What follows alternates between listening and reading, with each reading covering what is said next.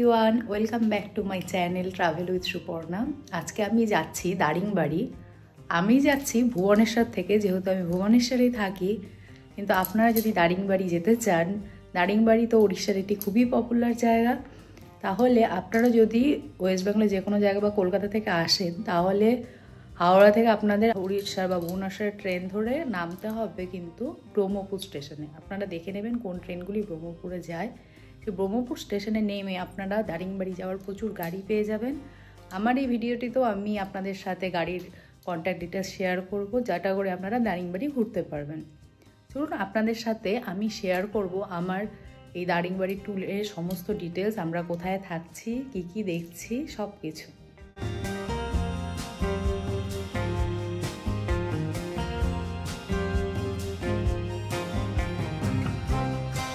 যাচ্ছি ভুবনেশ্বর থেকে এখন ব্রহ্মপুরের দিকে।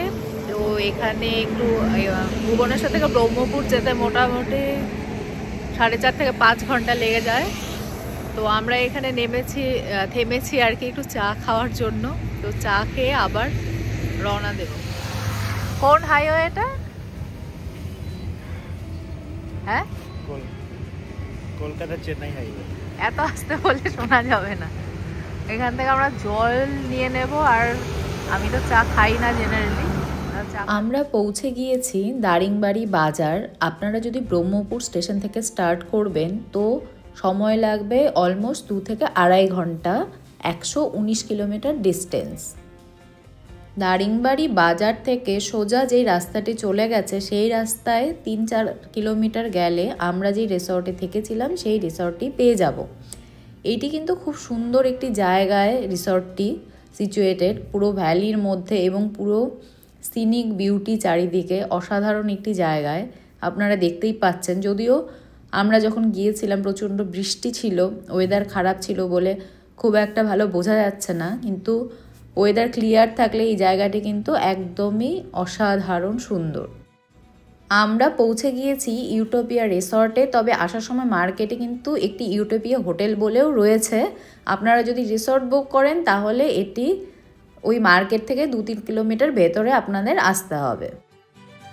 রিসেপশনের বাইরেই ওদের পার্কিং এরিয়া রয়েছে, ওখানে আপনি আপনার গাড়ি রাখতে পারবেন।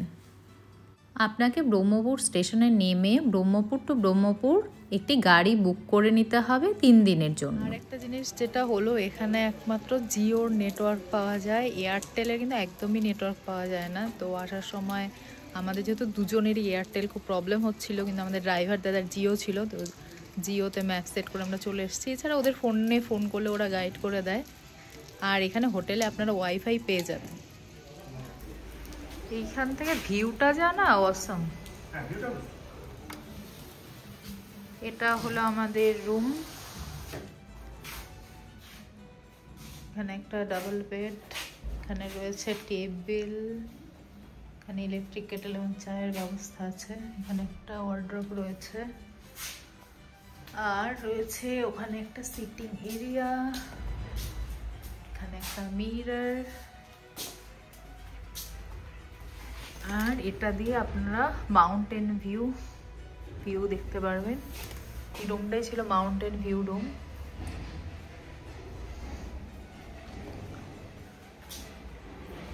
টিভি আছে, দেখছি ওয়াশরুমটা। এই হলো ওয়াশরুম।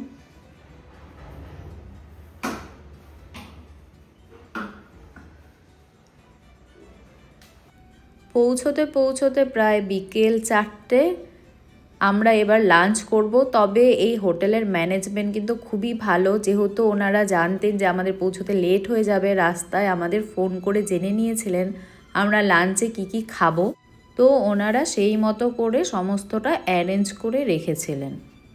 এই রুমের রেন্টের সাথে ব্রেকফাস্ট আর ডিনার হচ্ছে কমপ্লিমেন্টারি। তো ডিনারটা বুফে, নিচে গিয়ে খেতে হবে। তো আমি শেয়ার করছি কি পাওয়া যাচ্ছে বা কি ধরনের খাবার থাকছে।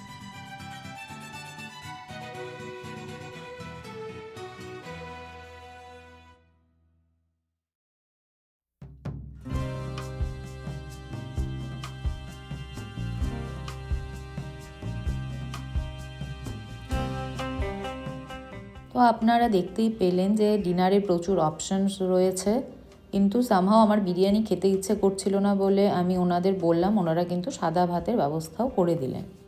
আর খাবার এখানের প্রত্যেকটি খাবারই কিন্তু অসাধারণ টেস্টি, খুবই ভালো খেতে।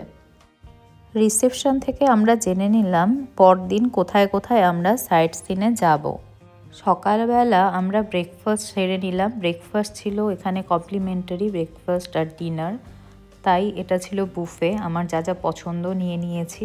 ওয়েদার আজকেও খারাপ, বৃষ্টি হচ্ছে, তবু আমরা একটু বেরোবো, দেখি সাইট সিন কোথায় কোথায় করা যায়।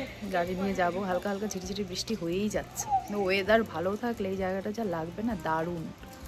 তো আপনারা একটু যারা আসবেন ওয়েদার ফোরকাস্ট দেখে আসবেন। এটা ডিসেম্বর মাস, হয়তো নিম্নচাপের জন্য বৃষ্টি হচ্ছে। জেনারেলি ডিসেম্বরে তো বৃষ্টি হয় না, তো কি আর করা যাবে, দেখি কতটা কি দেখতে পারি।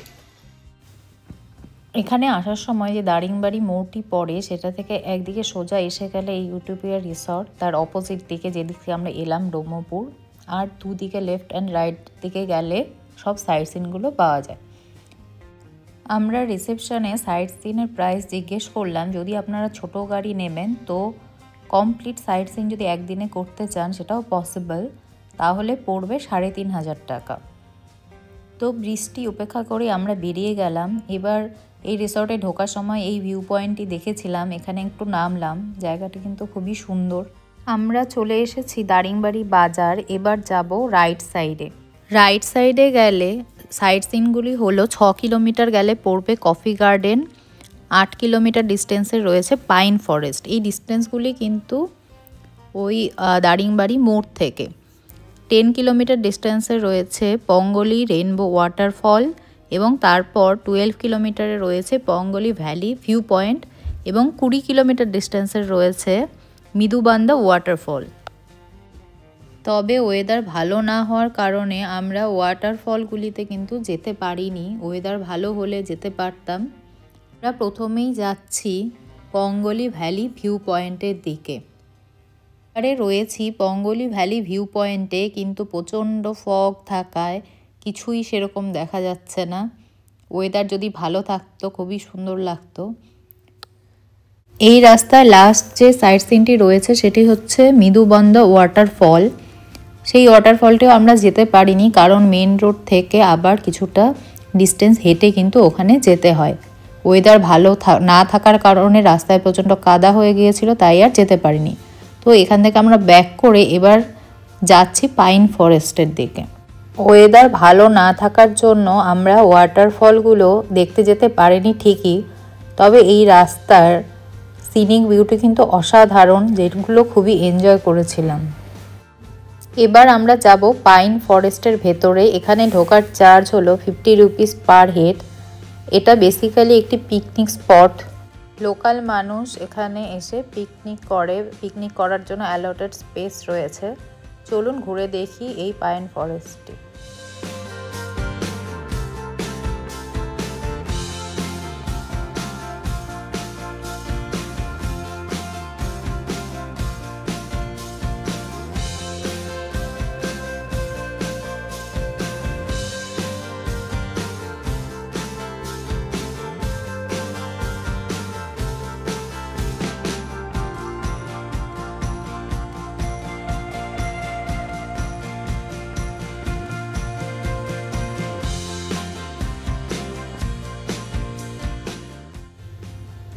পাইন ফরেস্ট ঘুরে এবার আমরা চলে এসেছি কফি প্ল্যান্টেশনে। এখানে প্রচুর চায়ের স্ন্যাক্সের দোকান রয়েছে। এবার আমরা এখান থেকে কফি খাবো, তারপর আবার রওনা দেব নেক্সট ডেস্টিনেশনগুলোতে। আমরা আবার ব্যাক করে চলে এসেছি দারিংবাড়ি বাজার। এবারে বাজার থেকে আমরা যাব লেফট সাইডে। লেফট সাইডে কী কী সাইট সিন আছে সেগুলো আমি বলছি। দারিংবাড়ি বাজার থেকে 4 কিলোমিটার ডিস্টেন্স যদি লেফট সাইডে চলে যান, মানে রিসোর্ট থেকে বেরিয়ে লেফট আর কি, তাহলে প্রথমেই পাবেন হিল ভিউ পার্ক এবং তারপর রয়েছে নেচার পার্ক। এই দুটো পার্কের পর 16 কিলোমিটার ডিস্টেন্সে রয়েছে এমু বার্ড পার্ক এবং 20 কিলোমিটার ডিস্টেন্সে রয়েছে লাভার্স পয়েন্ট ঝর্ণা। বেসিক্যালি এই ডিস্টেন্সগুলো কিন্তু সব দারিংবাড়ি মোড় থেকে। আর আপনাদের কাছে যদি সময় থাকে এই রাস্তায় 40 কিলোমিটার গেলে আপনারা পেয়ে যাবেন মান্দাসারু পার্ক। আর এই যে আমি বারবার রাইট সাইড আর লেফট সাইড বলছি বাজার থেকে, সেটা কিন্তু রিসোর্ট থেকে, ইউটিউবে রিসোর্ট থেকে বেরিয়ে রাইট অ্যান্ড লেফট। বাট আপনারা যদি ব্রহ্মপুর থেকে আসেন তাহলে এটা রাইট সাইডে পড়বে। আর এই রাস্তায় কিন্তু এই ভিউ পয়েন্টগুলো রয়েছে। আর রাইট সাইড থেকে, মানে আমরা যেই সাইডটা আগে গেছি যেটা দেখালাম আপনাদের, তার থেকে এই লেফট সাইডের ভিউটি কিন্তু অসাধারণ। আপনারা শুধু রাস্তার এই সিনিক বিউটিটা একবার দেখুন।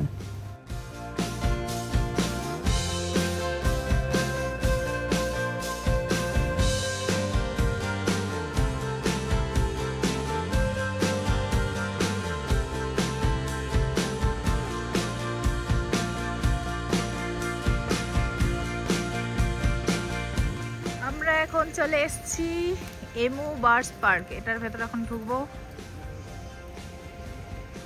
এটা হচ্ছে ওই চক থেকে 16 কিলোমিটার্স। ওয়েদারটা এখন অনেকটাই ভালো, আর আসার রাস্তাটা তো দেখলেনি, অসাধারণ সুন্দর। এই পার্কে ঢোকার চার্জ হলো পার হেড 10 টাকা করে। এখান থেকে টিকিট কেটে নিতে হবে। চলুন দেখা যাক পার্কের ভেতরে কি আছে।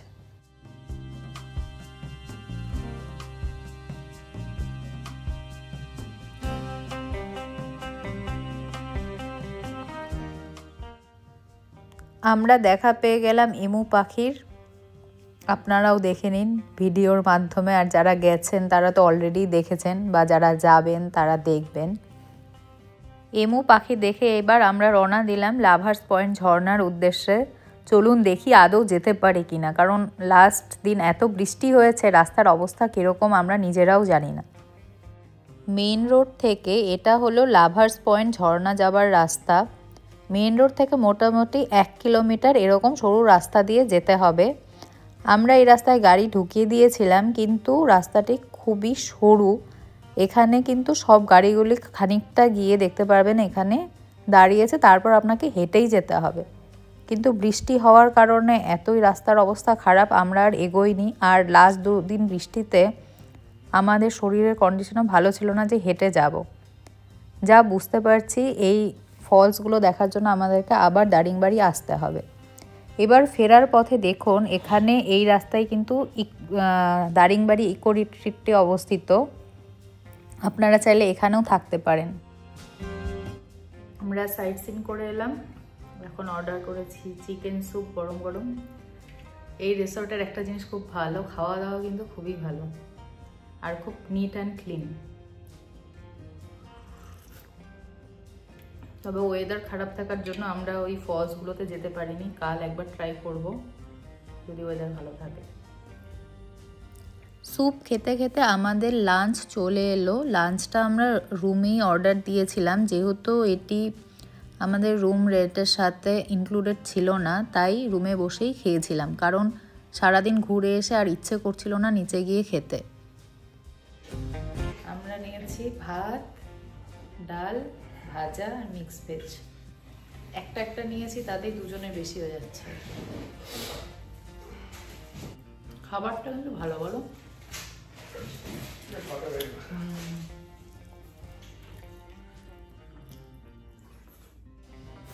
আপনাদের একটা জিনিস দেখাচ্ছি, এটা আমাদের সেকেন্ড ডে রিসর্টে। আর দেখুন এই বিকেল থেকে কিন্তু কি সুন্দর রোদ উঠতে শুরু করেছে। আমরা যেদিন পৌঁছলাম আর তার পরের দিন মোটামুটি দুপুর পর্যন্ত প্রচণ্ড বৃষ্টি, কুয়াশা, মানে আমরা কিছুই দেখতে পারলাম না। যাই হোক, পরের বার নেক্সট টাইম ভালো ওয়েদার দেখে আসতে হবে।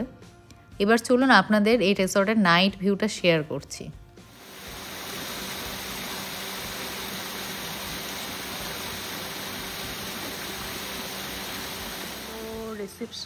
রিসেপশন থেকে এদের এখানে একটা বিল্ডিং রয়েছে, এখানে একটা রয়েছে, আর এখানে একটা রয়েছে। তো এখন ডিসেম্বর মাস যেহেতু প্রচণ্ড, মানে ডিসেম্বরের 20 তারিখ আজকে, তো প্রচণ্ড এখন ট্যুরিস্টের চাপ প্রচুর রয়েছে বলে আমরা বুকিং পাইনি এই সুইট রুমগুলোতে। এগুলো হচ্ছে সুইট রুম। সুইট রুমের ডিফারেন্সটা এক্সিকিউটিভ রুমের থেকে এটাই, এখানে প্রাইভেট ব্যালকনি রয়েছে আর ঘরটাও এক্সিকিউটিভ রুমের থেকে বেটার। আমি আপনাদের সাথে ওই এক্সিকিউটিভ রুমের রুম ট্যুরটা শেয়ার করেছি। আর আমাদের রুমগুলো হচ্ছে এই বিল্ডিংয়ের 2nd ফ্লোরে। আর এই মাঝখানে রয়েছে একটা মাঠ, এখানে চাইলে আপনি খেলাধুলাও করতে পারেন। আর এই দিকে রয়েছে একটা সুইমিং পুল। এখন আমরা যাব ডিনার করতে। এখানে ডিনারটা কমপ্লিমেন্টারি আর ওটা বুফেতে, তাই নিচে ওদের রেস্টুরেন্টে গিয়ে করতে হবে। চলুন আপনাদের দেখাচ্ছি ডিনারে কি কি আছে।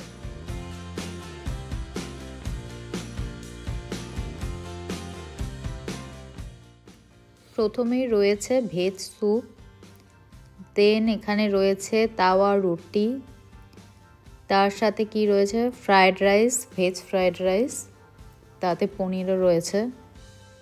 এখানে রয়েছে তড়কা, এরপর রয়েছে চানা মশলা, আর ওখানে ওটা পরে দেখাচ্ছি। দেখি এই দিকটায় কি রয়েছে।